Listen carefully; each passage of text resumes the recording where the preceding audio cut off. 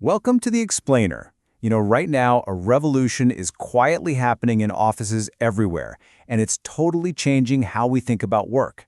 And it all kicked off because of one company and one pretty radical new rule. Yeah, and this isn't some gentle suggestion. It's a straight-up ultimatum from Shopify's CEO, and it's forcing this big confrontation with AI. This one directive, it's basically drawing a new line in the sand for the professional world. Either you go all in on AI, or you risk getting left behind. So, okay, what does it actually mean to go all in with a mandate like this? For Shopify, it meant they had to systematically tear down every single barrier to using AI.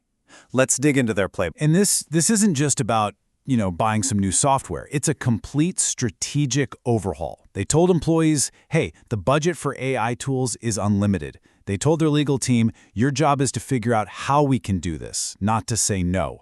They built one single unified platform so everyone could get their hands on the best AI.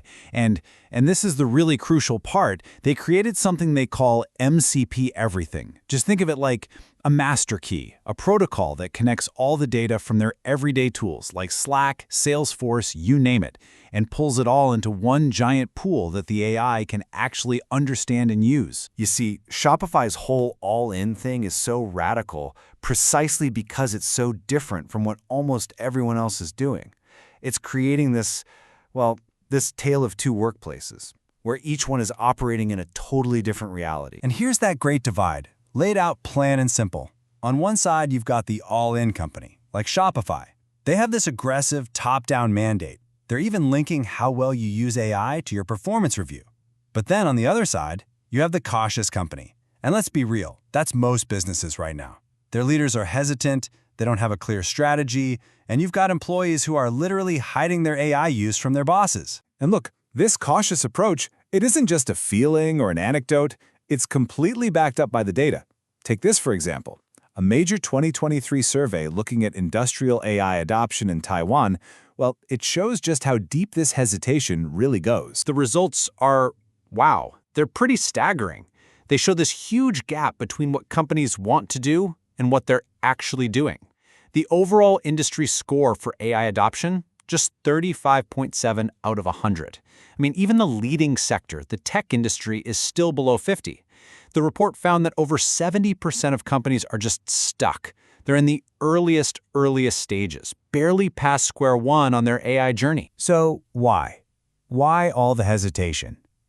To really get why these incredibly powerful tools aren't being used out in the open, we have to look past the boardroom, past the C-suite, and see things from the view at the desk. Okay, get this. A recent Slack report dropped a bombshell statistic. Almost half, 48% of employees are using AI in secret.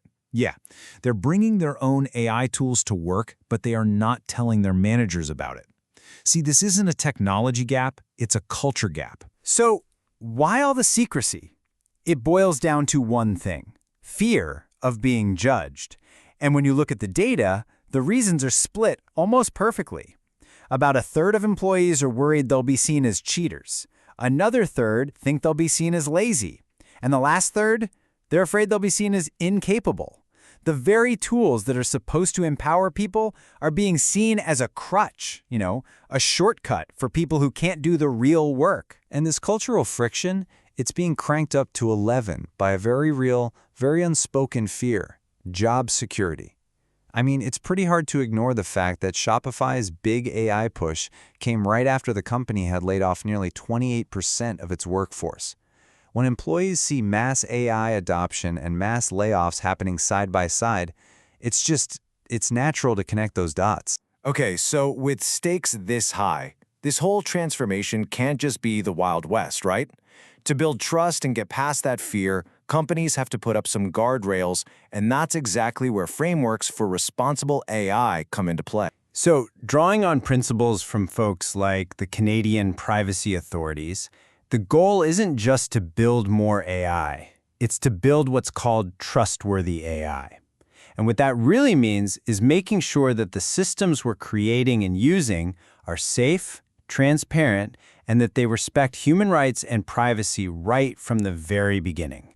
Building that trust really comes down to 4 key pillars.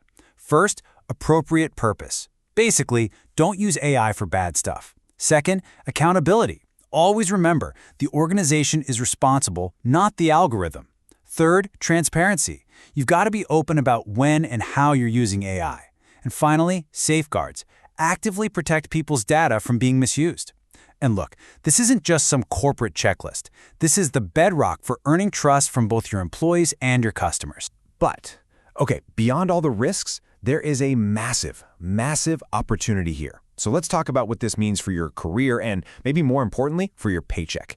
Because the data that's starting to come out about the AI skill premium, it's just stunning. So check this out. An analysis of over 1 billion, yes, 1 billion with a B, job postings found that if you add AI skills to a non-tech role, it comes with a major financial reward, a 28% salary premium, on average. For a typical job, that's like an extra $18,000 a year, just for knowing how to use AI. But here's the twist. The biggest rewards aren't going to the pure tech heads. They're going to people with what we call hybrid skills. The highest salary premiums are for people who can pair AI know-how with timeless human skills, like great communication, creative problem solving, and solid leadership. The message here is crystal clear.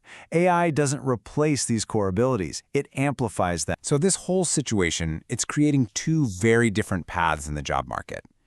On one hand, yes, AI automation is speeding up layoffs in some of those routine, traditional tech jobs. But at the very same time, it is creating this massive wave of brand new, higher-paying opportunities. And here's the real kicker. More than half of all jobs that require AI skills are now popping up outside of the tech industry. We're talking marketing, finance, HR, education, you name it. So all of this really brings us to a final and pretty personal challenge. This AI transformation, it isn't some far-off event we can worry about later. It's happening right now. It's happening at your company, and it's happening in your role. So the only real question left is, what's your next move? I mean, this is what happens when you just get the barriers out of the way. Back at Shopify, a sales rep with zero coding experience built an AI tool that audits client websites. A sales engineer built his own personal dashboard to manage all his tasks in one spot. The revenue team developed an AI agent that answers proposals automatically. See?